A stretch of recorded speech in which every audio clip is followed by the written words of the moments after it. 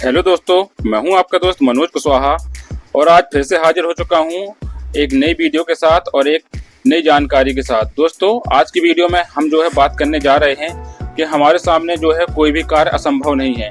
यदि हमारा मनोबल बहुत ही दृढ़ है, हमने दृढ़ निश्चय कर लिया है, संकल्प कर लिया है, तो हम उस कार्य को सिद्ध कर सकते हैं, उसे कर सकते हैं, अच्छे तरीके से कर सकते हैं।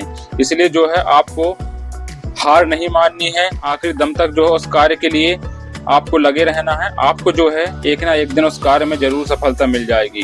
तो दोस्तों, ऐसी ही एक प्रेरणादायक हम आपके सामने कहानी बताने जा रहे हैं, जिसमें आपको भी मनोबल बढ़ाने के लिए काफी इसमें सहायता मिलने वाली है।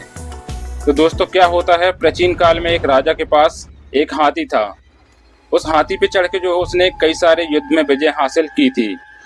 अब वह यह हाथी जब छोटा था तभी से इसे तरह तरह के युद्ध प्रशिक्षण के लिए इसे प्रशिक्षित किया गया था, ताकि वह युद्ध कला में खूब प्रवीण हो जाए।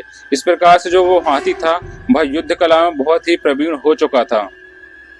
युद्ध में सेना के आगे चलते हुए वह पर्वत सा हाथी गुस्से से चिंघाड़ता हुआ दुश्मन की सेना में को घूमता और दुश्मनों के छक्के छुड़ा देता था। इस तरह से इस बलवान हाथी की कीर्ति चारों दिशाओं में फैल चुकी थी। फिर क्या होता है, धीरे धीरे समय के साथ वह वृद्धावस्था की ओर बढ़ने लगता है तथा उस हाथी की चमड़ी भी ढीली हो जाती है और उसकी जवानी का जोश तथा पराक्रम अब जाता रहता है। अब केवल उस हाथी को गौशाला में ही, हाथीशाला में ही रखा जाने लगा था, क्योंकि वह बूढ़ा हो चुका था। अब उसका महत्व कम होने लगा था।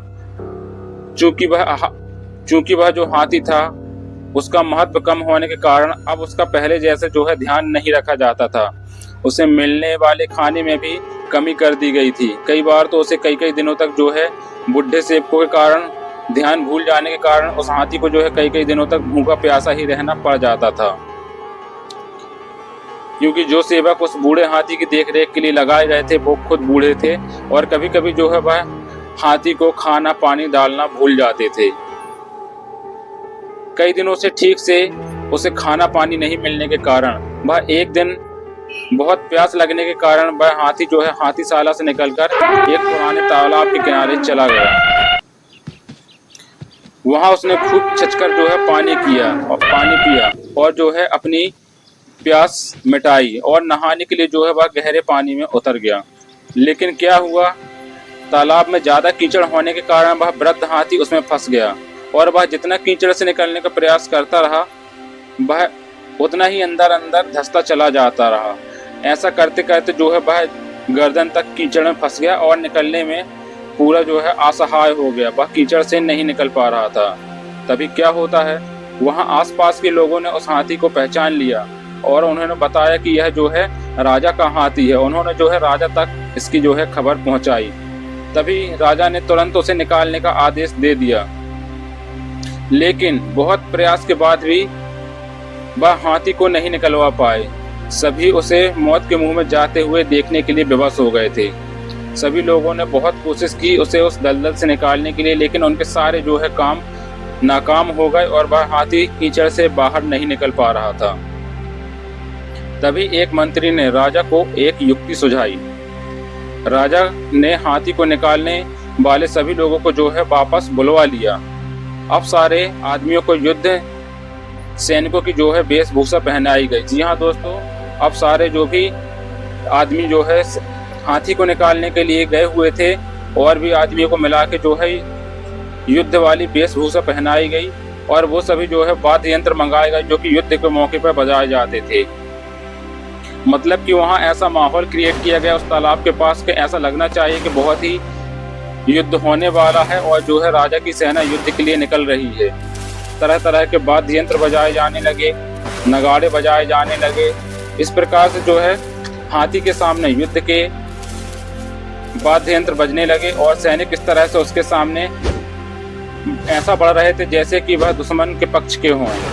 यह देखकर उस हाथी को गजब का जोश आ गया और उसने जोर से चिंगाड़ लगाई और दुश्मन पर हमला करने के लिए अपनी पूरी ताकत का इस्तेमाल करते हुए वह कीचड़ को रौंदते हुए तालाब किनारे तक पहुंच गया। जी हाँ दोस्तों, जब उस वृद्ध हाथी ने यह दृश्य देखा कि बहुत सारे जो है सैनिक उसे मारने के लिए उसके तरफ आ रहे हैं, नगाड़े बज रहे हैं। ऐसा उसके सामने ऐसा माहौल क्रिएट किया गया कि जैसे बहुत तेज युद्ध होने वाला हो। सारे लोग जो है युद्ध करते हुए उस हाथी को मारने के लिए आ रहे हैं। तभी जो है वह हाथी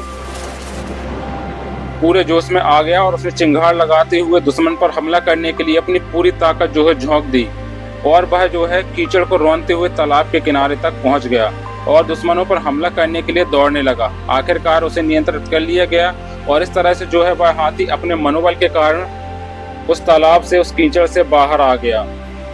तो दोस्तों, इस प्रकार से आप भी यदि किसी कार्य को करने के लिए अपना पूरा मनोबल बढ़ा लेते हैं तो आप जो है उसे पूरा कर सकते हैं। बस कमी क्या है, हमारे अंदर जो है वह जोश होना चाहिए, कुछ कर दिखाने की इच्छा होनी चाहिए। तो दोस्तों, जिसका मनोबल जाग जाएगा तो वह कमजोर और असहाय होते हुए भी असंभव दिखने वाले कार्य को कर दिखाएगा। मनुष्य की सारी सफलताएं उसके मनोबल पर निर्भर करती हैं। आप अपने प्रचंड मनोबल के दम पर वह हर लक्ष्य को प्राप्त कर सकते हैं। इसीलिए जो है कभी आपको अपना मनोबल कमजोर नहीं पड़ने देना है। हो सकता है कुछ असफलताएं मिलें, लेकिन हमें दुगने उत्साह के साथ जो है वापस उठकर खड़ा होना है और फिर से भरपूर प्रयास करना है। दोस्तों, कामयाबी झक मार के आएगी और आपके जो है सारे सपने पूरे होंगे। तो दोस्तों, यह रही जो है एक प्रेरणादायक कहानी कि जो है आपको अपना मनोबल कम नहीं होने देना है। आपको कितनी भी हार हो, आपके सामने कितनी भी हार हो, आपको प्रयास करना नहीं छोड़ना है। आप देखेंगे एक दिन जो है आप अपने लक्ष्य को जरूर प्राप्त कर लेंगे। तो दोस्तों, यदि आपको यह प्रेरणादायक कहानी अच्छी लगी हो तो और भी अपने परिचितों को शेयर कीजिए